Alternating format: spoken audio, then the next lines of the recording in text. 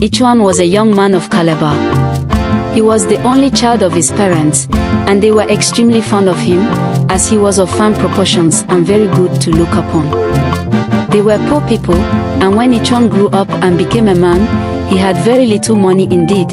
In fact, he had so little food, that every day it was his custom to go to the market carrying an empty bag, into which he used to put anything eatable he could find after the market was over. At this time Ophion was king. He was an old man, but he had plenty of wives. One of these women, named Attem, was quite young and very good looking. She did not like her old husband, but wished for a young and handsome husband.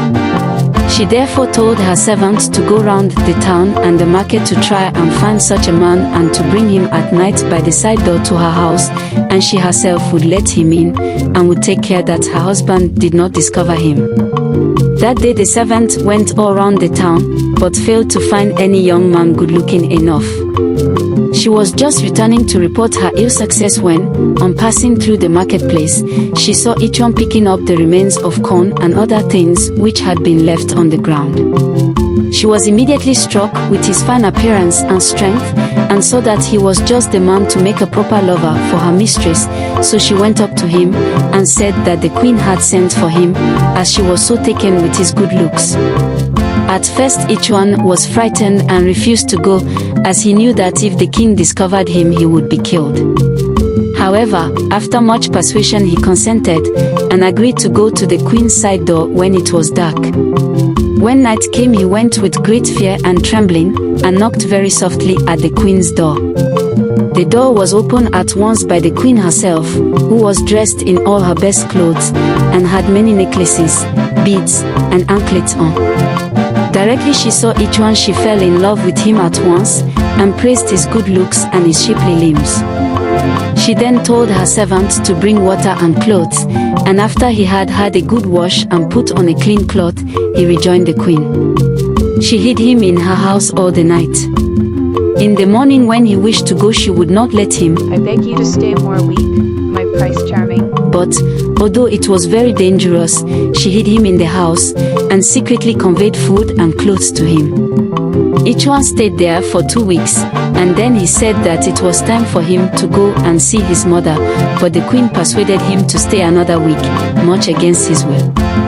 When the time came for him to depart, the queen got together 50 carriers with presents for each one's mother who, she knew, was a poor woman. 10 slaves carried 300 rods, the other 40 carried yams, pepper, salt, tobacco, and cloth. When all the presents arrived each one's mother was very pleased and embraced her son, and noticed with pleasure that he was looking well, and was dressed in much finer clothes than usual.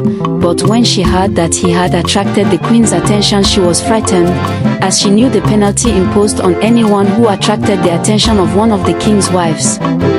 Each one stayed for a month in his parents' house and worked on the farm, but the queen could not be without her lover any longer, so she sent for him to go to her at once. Each one went again, and, as before, arrived at night, when the queen was delighted to see him again. In the middle of the night some of the king's servants, who had been told the story by the slaves who had carried the presents to each one's mother, came into the queen's room and surprised her there with each one. They hastened to the king, and told him what they had seen. Each one was then made a prisoner, and the king sent out to all his people to attend at the palaver house to hear the case tried. He also ordered 8 Egbos to attend armed with machetes. When the case was tried each one was found guilty, and the king told the 8 Egbo men to take him into the bush and deal with him according to native custom. The Egbos then took each one into the bush and tied him up to a tree, then with a sharp knife they cut off his lower jaw, and carried it to the king. When the queen heard the fate of her lover she was very sad, and cried for 3 days.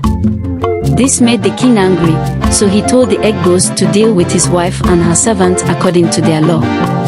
They took the queen and the servant into the bush, where each one was still tied up to the tree dying and in great pain.